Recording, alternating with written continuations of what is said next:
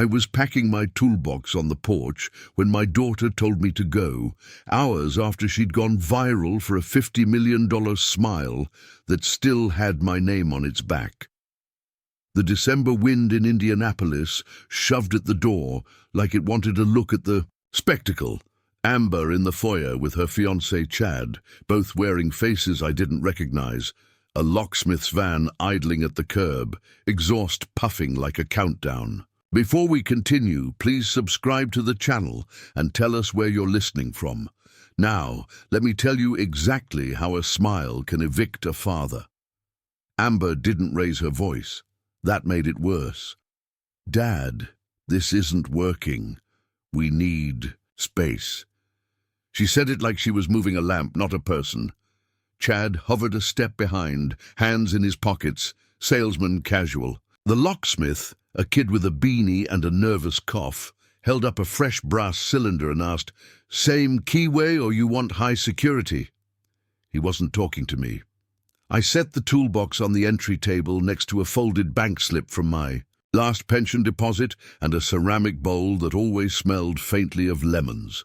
I'd fixed her rattling vents that morning, tightened a leaky compression fitting under the sink. 4 decades as a building engineer leaves you with instincts. Tighten, seal, test. But there are leaks a wrench can't reason with. We can revisit this after. Everything, Amber said, and her eyes flicked toward the kitchen where her phone lay face up, still buzzing under a tidal wave of, "We won, 50 minuters, blessed." The novelty check from a radio station shoot had been cute for the cameras. The real, and if the commission approved, wasn't cute at all. "A clean break," she added, the words clipped neatly like the ends of a ribbon. I glanced toward the counter where a crumpled receipt had been trapped under a salt shaker. Patel Market. 12/2/07:42 a.m. My morning run. 2 coffees, a glazed, and a Hoosier jackpot ticket that I'd signed right there in the coffee corner, while steam drifted from the pot and Mr. Patel teased, "Sign the back, Mr. Martin. People forget." My blocky letters had stuttered across the cardboard, Martin Hale. The ink smeared a touch while it dried. There are small choices you don't know are lifelines when you make them. "Key, please," Amber said. She didn't mean the one to my storage unit. She meant the house I'd helped her buy by co-signing when her credit still had training wheels. I slid my original key across the table. It flashed dull in the winter light. The locksmith's driver returned with a tray of cylinders and a handheld drill. 15 minutes, he murmured. The drill whirred. Somewhere in the house the oven dinged. Chad had reheated something that wasn't meant for me. "Where should I go?" I asked, because men my age still ask decent questions on the way out. Chad shrugged. "There's a motel on Keystone, 60 a night. You'll be fine. We'll help once the check clears." He said, "Help the way a cat promises mercy to a mouse." I walked to the kitchen, put my palm on the counter, and steadied myself with the ordinary.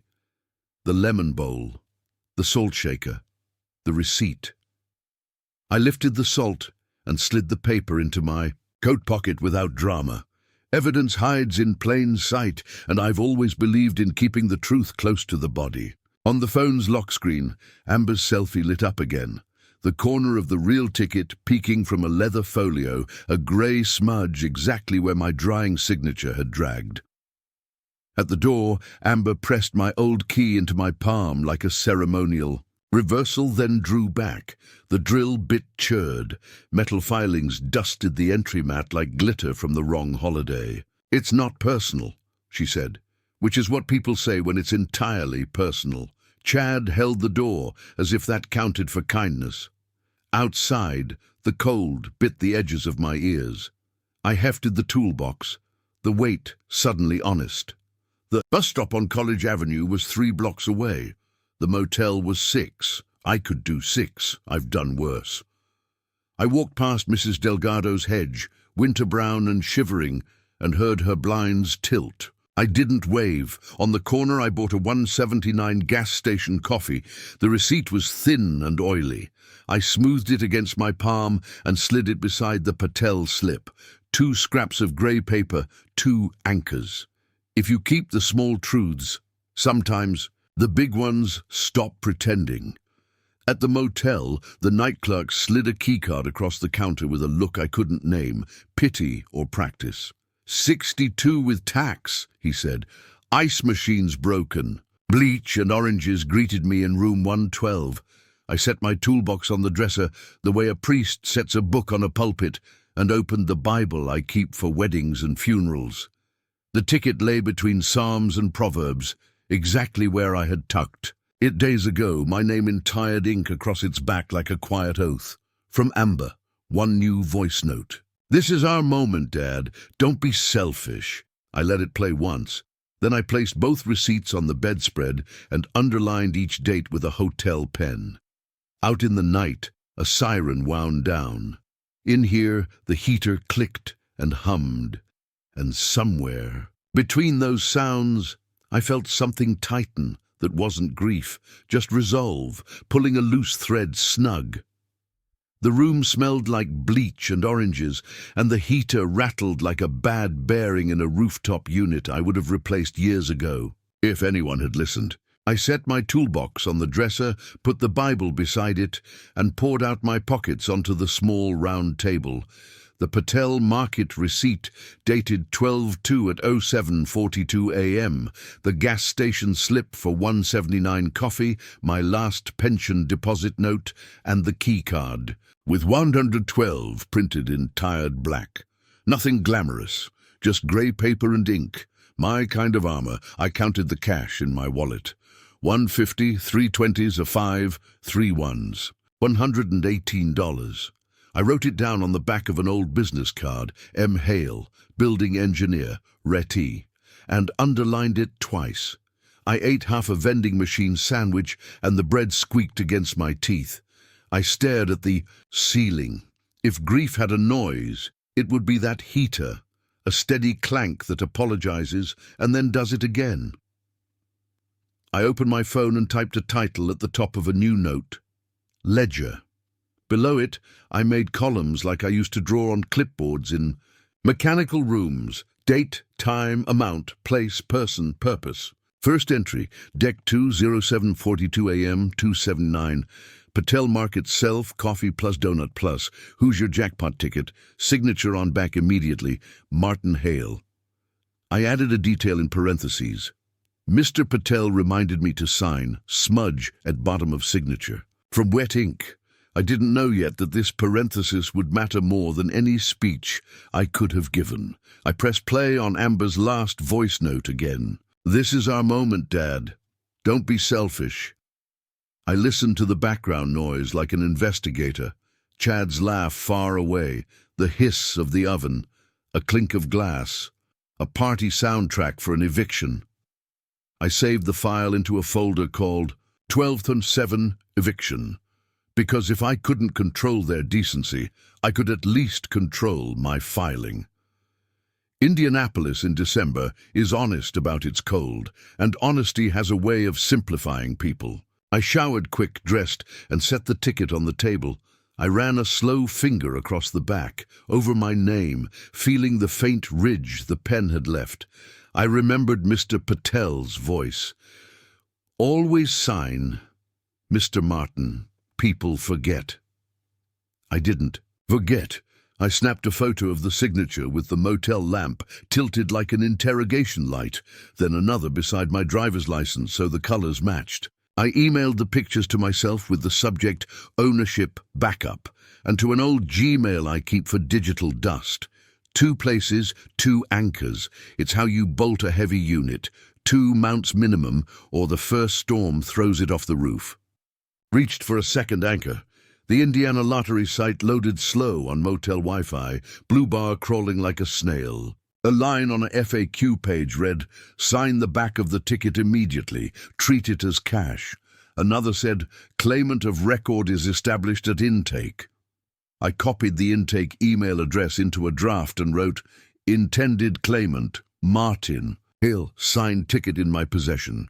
Request appointment, attached ID on request." Then I didn't send it, not yet. I set the phone down, waited for my hands to stop shaking, and read Proverbs until the words started to land.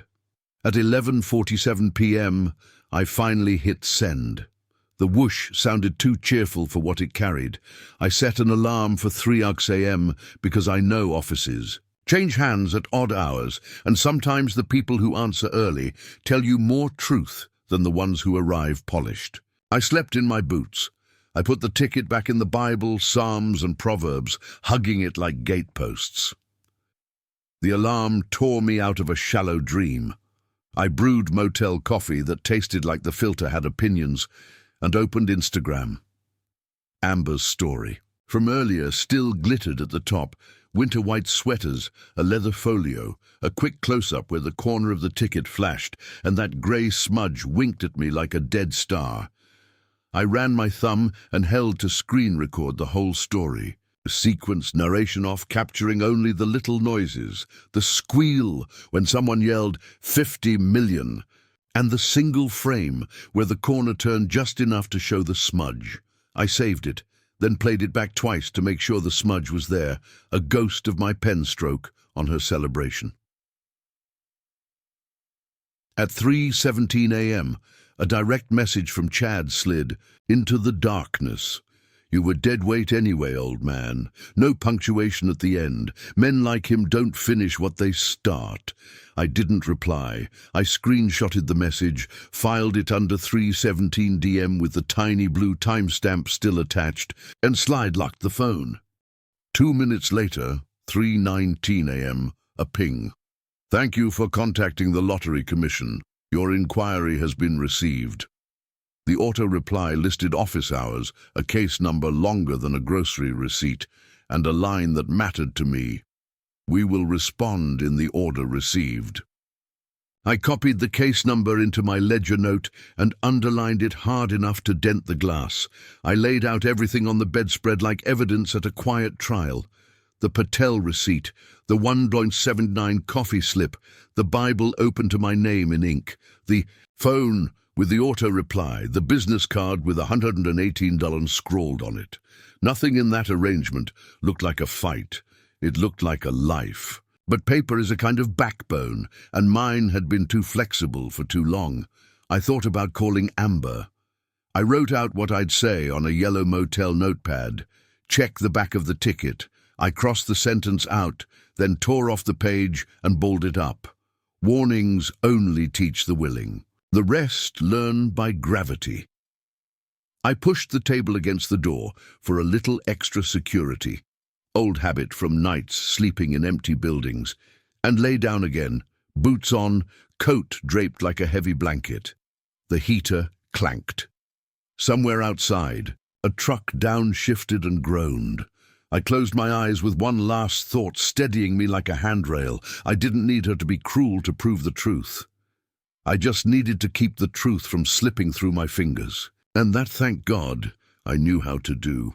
Morning came in thin grey light that crawled through the motel blinds like cigarette smoke.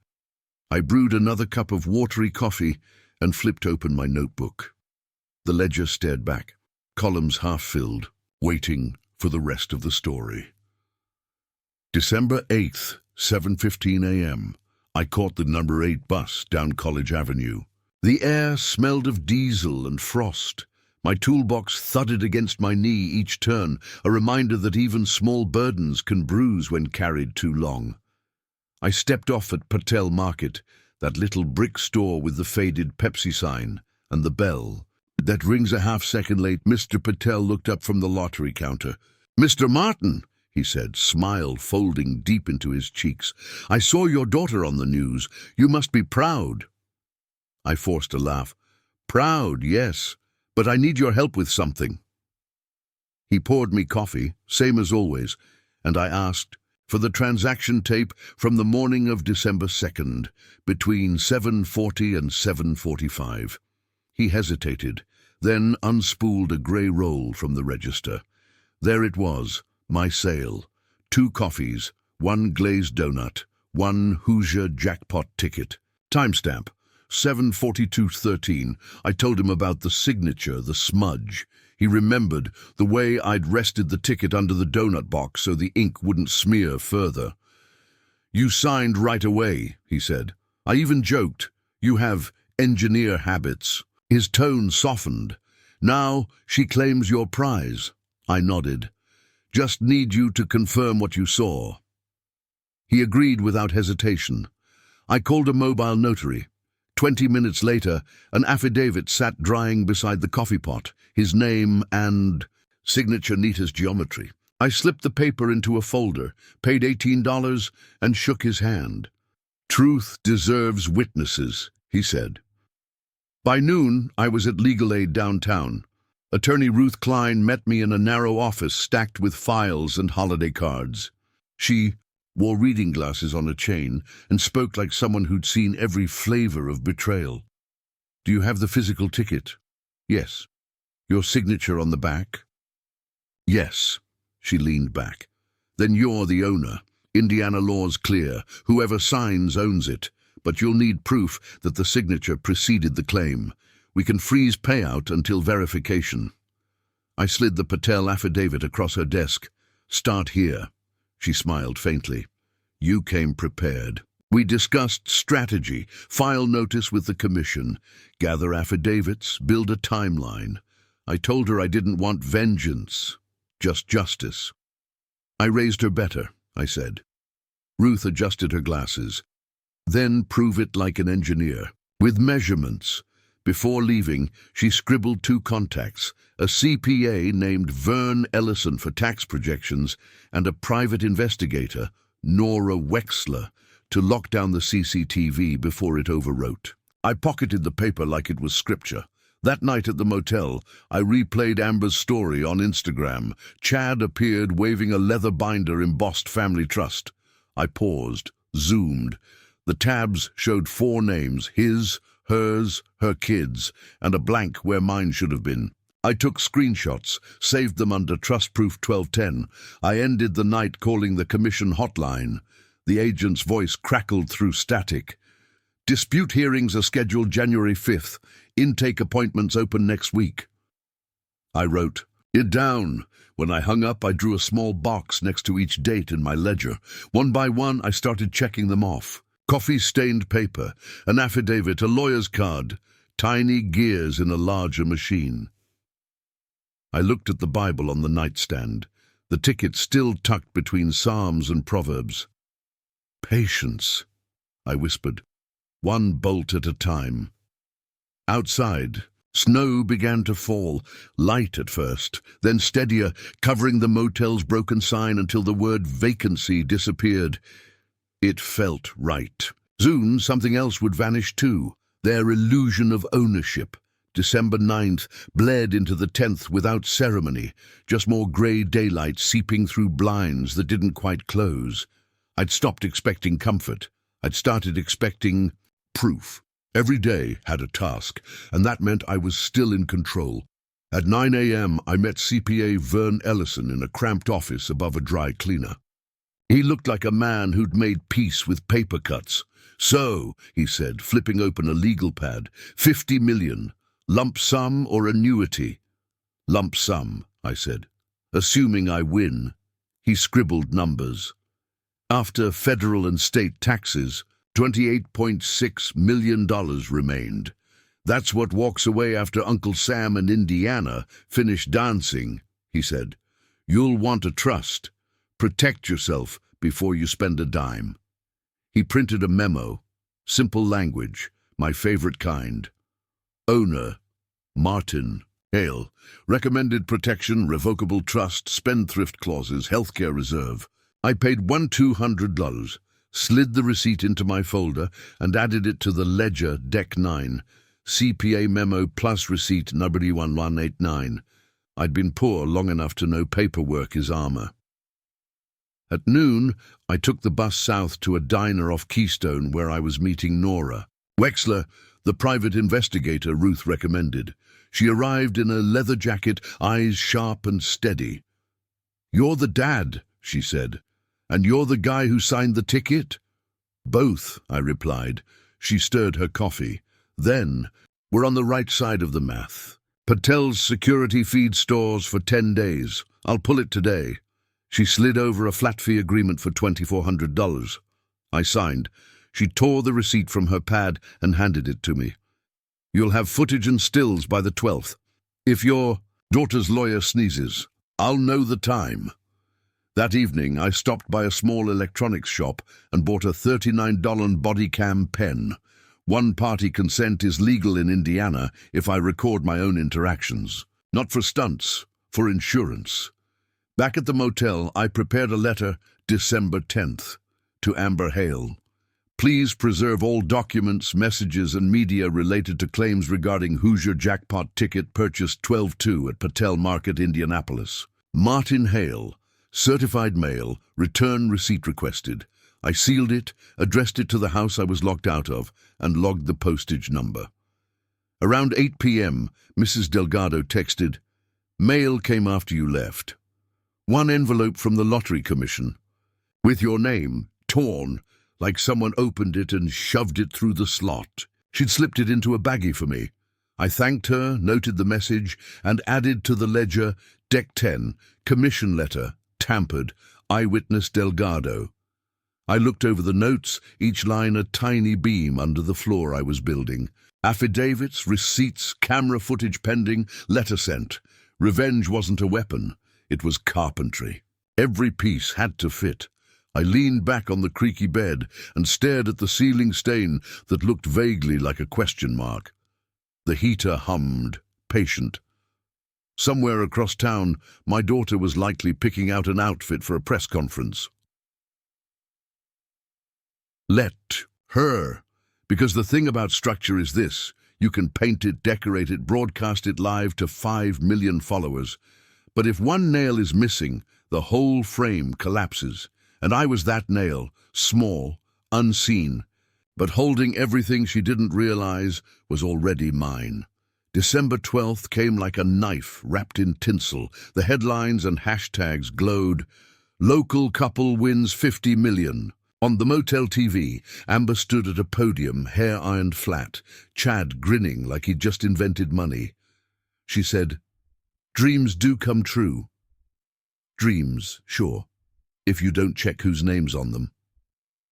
I muted the television and studied her social post. In one clip, she slid the real ticket into a leather folio. I froze the frame, zoomed in and saw it.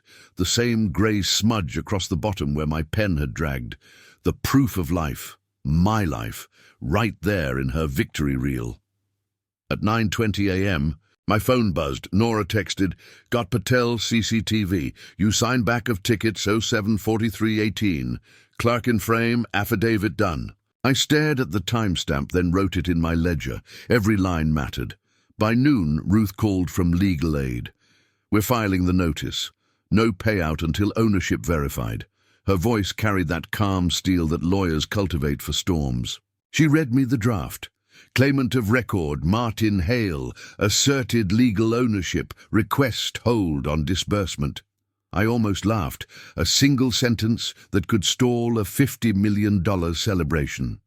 That night I ironed my one good shirt on the motel's wooden desk, steam hissing against the laminate. I rehearsed sentences that wouldn't sound bitter. "Your Honor, I just want what's right." The signature speaks for itself. This isn't revenge, it's record-keeping.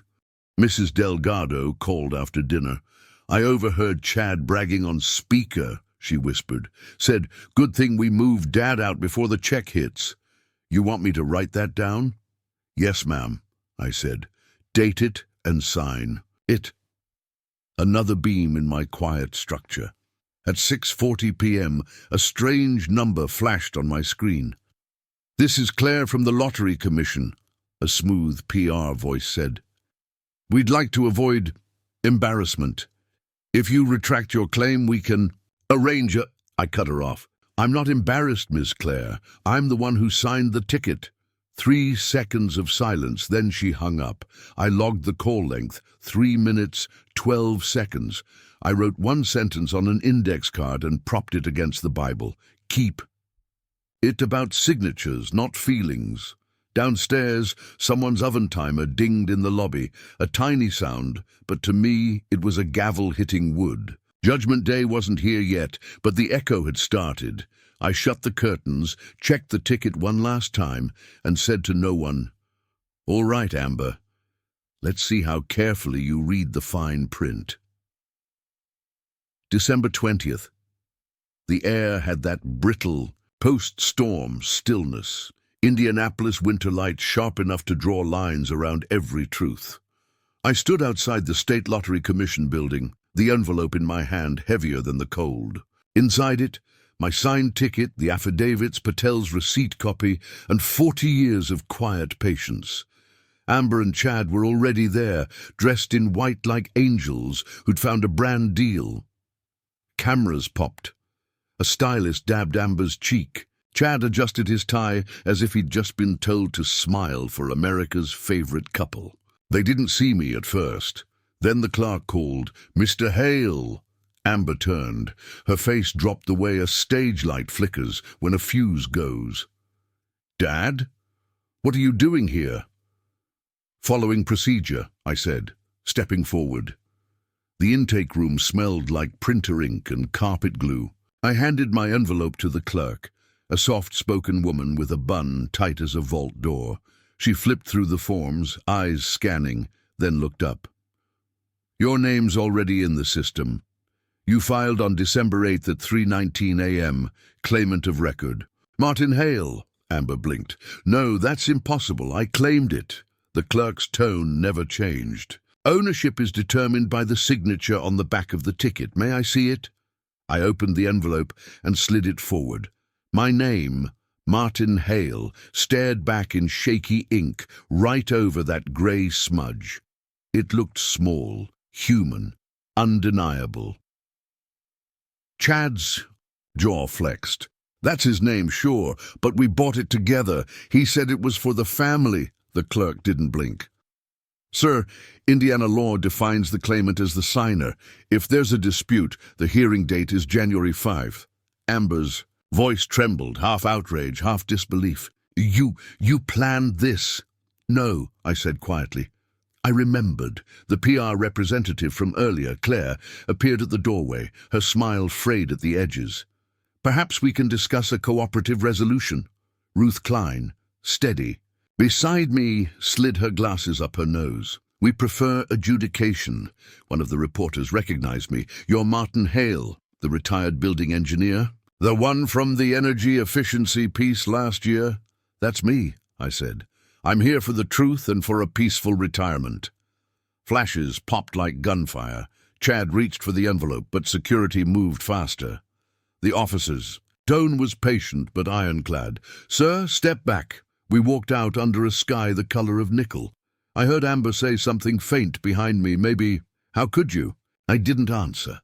Outside, Ruth spoke softly. "The formal hearing set, January 5th, same building, courtroom 3. Bring your patients." I nodded and noted the time on my phone, 11:26 a.m. Then I wrote it into my ledger.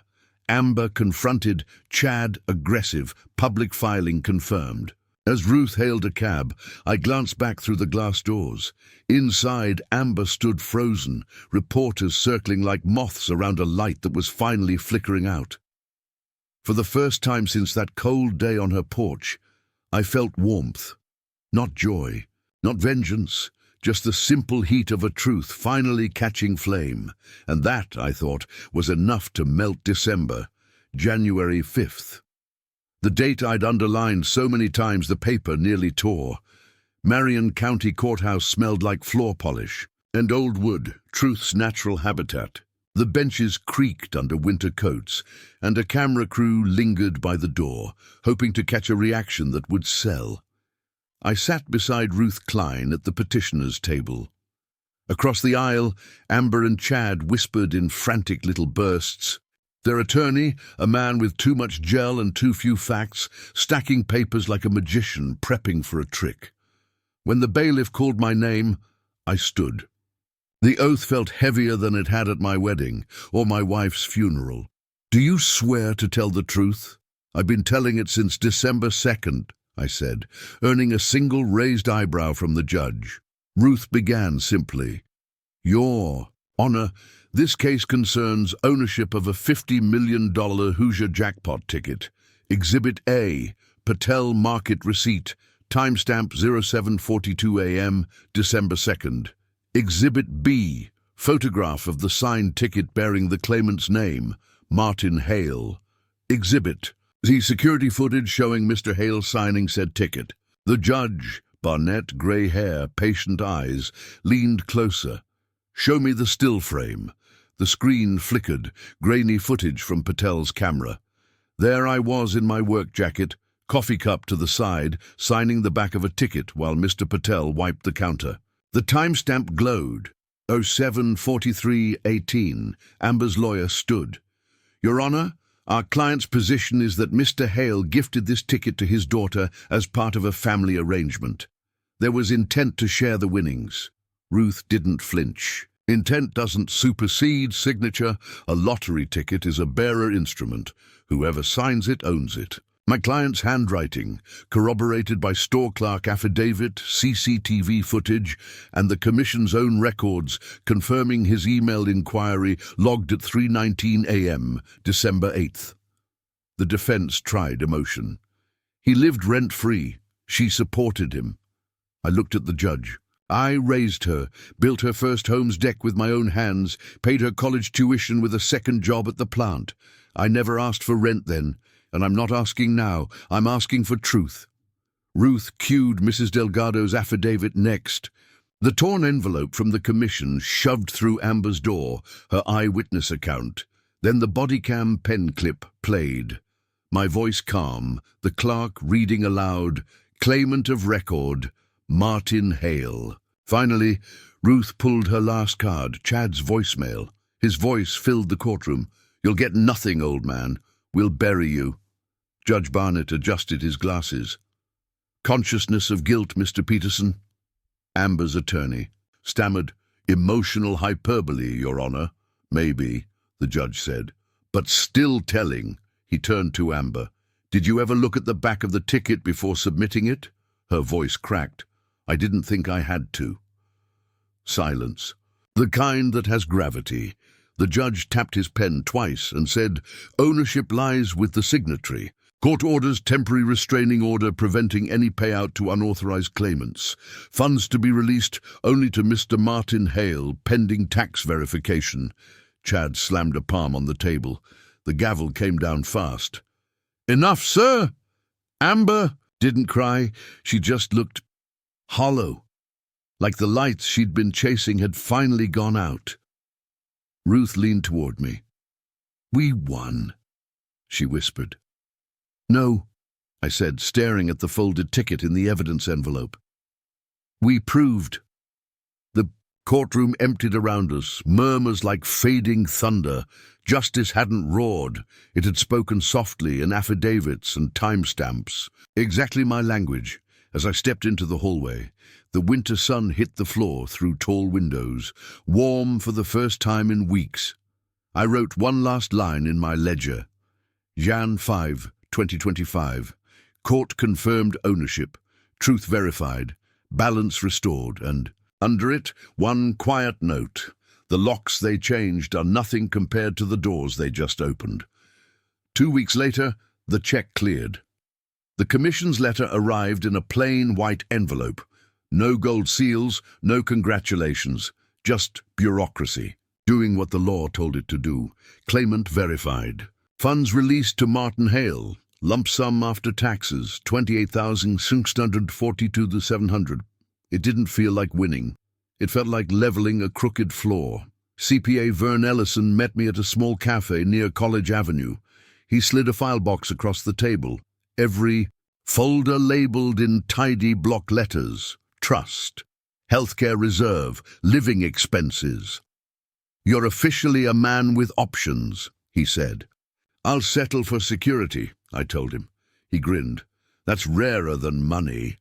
By afternoon, Ruth Klein joined us with the settlement paperwork. I'd already decided where the first $500,000 would go. A fund for senior citizens, who, like me, had learned that loyalty doesn't always survive inflation. Ruth tried to keep her professional tone, but her eyes glistened. You sure, Martin? That's 500,000. Justice ought to feed someone besides me, I said. And you should know, you've earned every dollar of your contingency. She squeezed my shoulder and whispered, You're one of the good ones. I bought a modest brick condo off College Avenue for $289,000, 2 bedrooms, sunlight through lace curtains, the kind of silence you can trust. The realtor kept apologizing for the creaky floorboards.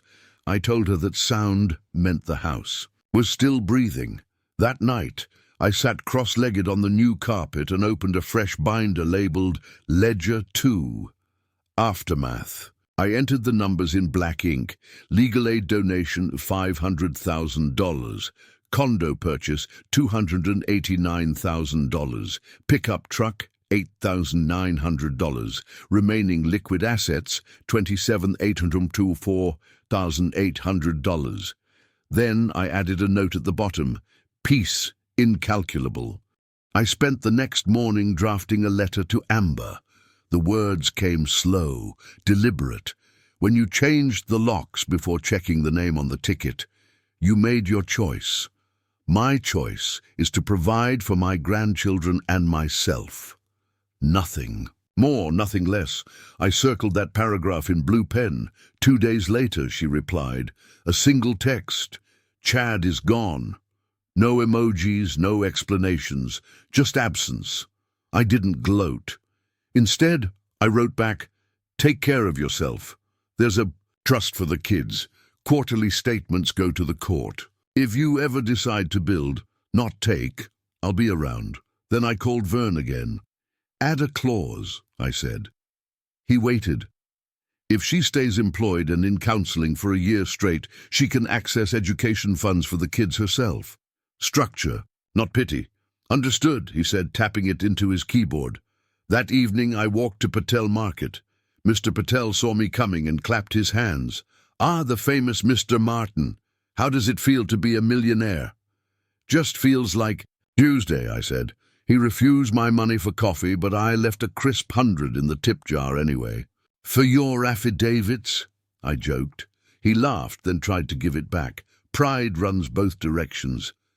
Back home, I hung a small frame over my desk, the Patel receipt from 7:42 a.m., laminated now, edges clean. Some men mount trophies. I mounted proof. When the evening news replayed a clip of Amber's old press conference, I didn't flinch. I muted the TV and poured tea. The steam rose in quiet curls, like smoke from a fire already put out. Justice didn't roar for me. It sighed, and the house settled. For the first time in months, I slept through the night, the Bible still on the nightstand, my name steady across the back of that old ticket tucked inside. Spring arrived quiet, almost embarrassed after the winter spectacle. The dogwoods along College Avenue were blooming like they'd never heard of greed or courtrooms. I woke up one morning to sunlight spilling across the floor of my condo, the first morning in a long time where the day didn't feel like evidence. A letter from the commission sat on my counter. I slit it open with my house key. Claim processed, obligations satisfied, just like that. No drama, no ribbon cutting. Bureaucracy had closed the file. I filed the letter behind the CPA memos under completed matters. That phrase had a strange sweetness to it. Mrs. Delgado called to invite me to her Easter dinner. You've been hiding too long, Martine, she said. Come eat real food. I brought dinner rolls and my screwdriver set because her backstair rail had been loose for months. Old habits don't retire. They just find new houses to fix. We laughed over glazed ham and bad choir gossip. When I left, she pressed a foil packet into my hand. Dessert for tomorrow, she said, because tomorrow always needs something good waiting. Back home, I checked my email. My trustee had sent the first quarterly report for the grandchildren's education fund, $37,250 invested in index funds. I printed it and slid it into an envelope for Amber. On the flap, I stuck a yellow post-it. For their future, not yours. An hour later, my phone buzzed with a photo. Amber holding a new employee badge, hair pulled back, no filters. The message below it read, Community Clinic, Intake Assistant. I started counseling too. I stared at it for a while, then wrote the date in my ledger. Progress begins quietly. A week later, Pastor Green cornered me after Sunday service. "Martin, folks say you've got a story about paperwork and patience. The seniors group could use that." So I did.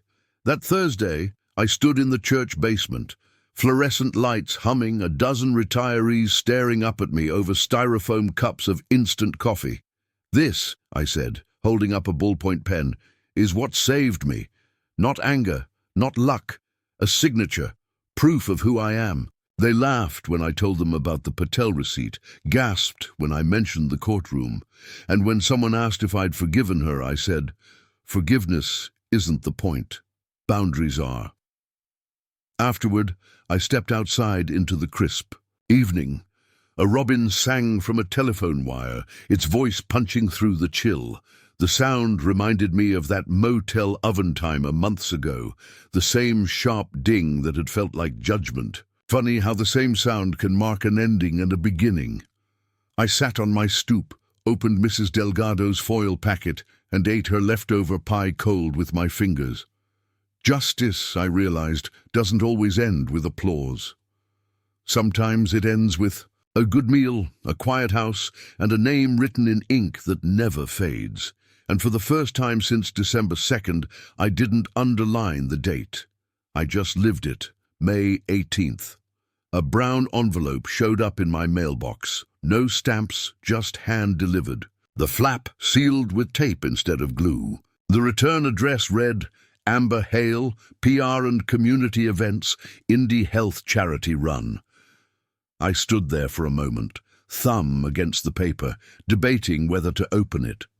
Then I remembered something Ruth once told me. You can't heal what you refuse to read. Inside was a glossy postcard, Amber mid-stride at a charity 5K, hair tied back, cheeks flushed, no filters, no sponsors, just her. On the back, in her slanted handwriting, I know what I did. The kids ask about you. Can we try dinner, just us? Father's Day. I sat down at the kitchen table and stared at it for a long while. The light caught on the corner of the laminated Patel receipt above my desk, that timestamp, 07:42 a.m., glowing like a quiet clock, still running.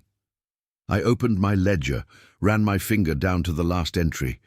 Progress begins quietly, and added a line, May 18th.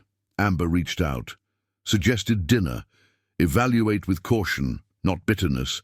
Then I took a blank sheet of stationery and wrote, dinner at 6, the diner on 54th. We start with truth. No lectures, no revenge, just a table and a chance. Father's Day evening, I got there early. Same booth I used to take her to after Little League games, corner seat, cracked red vinyl, coffee that always tasted 1 day old. She walked in wearing jeans and a grey sweater, no jewelry, except the watch I'd given her for her college graduation. Hi, Dad. Hi, kiddo. No cameras, no Chad, just us. The waitress poured coffee. We talked about normal things first. Her clinic job, the kids' science projects, Mrs. Delgado's ham. Then she took a breath and said, I don't deserve another chance. I said, you don't. But I'm giving one anyway. That's what fathers do when they've already buried the anger. She nodded, tears blinking back but not spilling. We didn't hug. We didn't need to. When the check came, I paid in cash and left the receipt face up on the table. A habit, maybe a ritual. The waitress smiled. Amber noticed but said nothing. Outside, the June air had that soft, forgiving kind of warmth that doesn't try to prove a point. She said, You always kept records, even of me. I smiled. Records are just love, written neatly. We walked to our cars in silence. Before getting in, she turned and said, You didn't lose me, Dad. I met her eyes. No, sweetheart. You gave me away. Tonight, you asked for me back. She nodded once and drove off. I stood under the flickering diner sign until the light steadied. In my pocket, the pen I'd signed the ticket with felt heavier than usual. I took it out, clicked it once, and wrote my final line in the ledger, June 15th. Forgiveness doesn't cancel the truth. It just lets you hear the quiet after it's spoken. And for the first time since all of it began, the quiet didn't scare me. It sounded like peace. Summer crept in soft, humid, and almost ordinary. The last page of my ledger stayed open on the desk for weeks. June 15th. Forgiveness doesn't cancel the truth. It just lets you hear the quiet after it's spoken. I hadn't written anything since, and that silence was a kind of peace. The condo filled with simple routines. Mornings meant coffee and the rattle of the newspaper at my door. Sometimes I'd catch myself listening for that old motel heater hum and laugh. I'd traded clanks for birdsong. Some nights I'd drive the pickup past Patel Market and see the new lottery poster in the window. Different numbers, different dreams. Mr. Patel always waved me in for free coffee, and I always left a tip that embarrassed him. Amber called every Sunday now. The conversations were quiet, polite, with just enough warmth to build on. Kids got A's on their reports, she'd say. You'd be proud. And I'd answer, I always was. No one mentioned the ticket. We didn't need to. The truth was already laminated on the wall between us. By August, she visited the condo with the grandchildren. They chased dust motes through sunlight, laughing, and one of them asked about the framed receipt. That's a time machine, I told him. It reminds your grandpa that one morning can change everything if you keep your proof. He nodded solemnly, then went back to playing with a screwdriver he wasn't supposed to have. After they left, I sat on the porch with a notebook I hadn't touched since winter. The first page read, Betrayal Ledger. I crossed out the title and wrote, Legacy Ledger. Underneath, entry number 1, Love Documented. Then I closed it and set the pen beside the Bible on my nightstand, because some stories don't need more pages. They just need to end in balance. And balance, I learned, sounds like a house settling into its own silence after the storm. Wood sighing, pipes cooling, everything holding steady. That's how justice truly speaks. Not loud, not vengeful, just steady. If you enjoyed this story, please like the video, subscribe to the channel, and drop your thoughts in the comments. And if you're listening at night, set your thermostat the way you like it. No one else gets a vote.